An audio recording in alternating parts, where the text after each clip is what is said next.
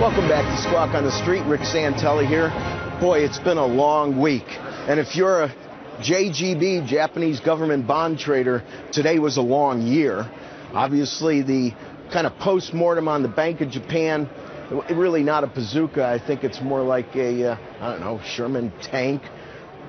Their announcement, of course, put a boatload of volatility in the marketplace, much of it predictable. We see the stock market continuing to wind up, although remember, in 1989 it was a whisker shy of 40,000. So these numbers at 13,000, just like the NASDAQ in this country at 5,000, that bubble left a footprint that we may not soon be able to find another foot to put in anytime soon.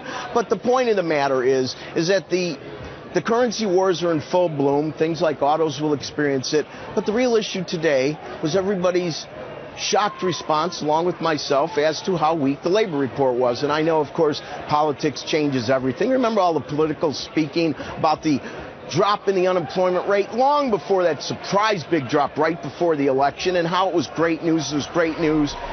I was there with some about labor force participation rate. Nobody wanted to hear about that. Today, that's the big story, and the sequester. And many experts that we've had on our show, Mr. Hasius, have all pointed to the fact that it really isn't a big deal. But here's what's a big deal to me. Minus 496,000 disappeared from the labor force. That's a big deal. Labor force participation rate, new, fresh 30-year low. Steve Leeson and I got into it a bit.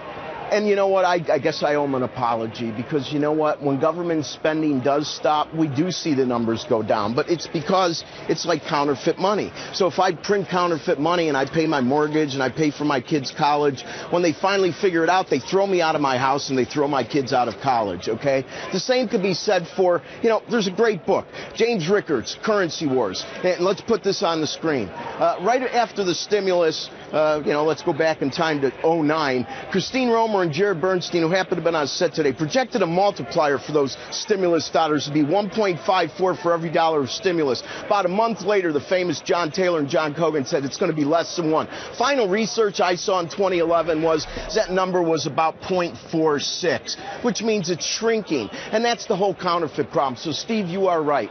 If we're going to keep spending money we don't have, if we think that we have a broken pipe, big crack in it, and the more water you put in, you do get a little out the other side, that's a good way to go. No. We have a structural problem. That's why yesterday I really enjoyed the interview with Mohammed El-Arian. We have a structural problem. Things are broke. People don't have the skills for jobs. No matter how much money you throw into it, they're not going to magically get more educated to be able to work the job. We need to get an appropriate medicine for what ails us. This report really underscores that government government spending gives you a bump, but the problem is the pipe's broken, the water goes into the ground, the debt lasts forever. It's not a good scenario. Back to you.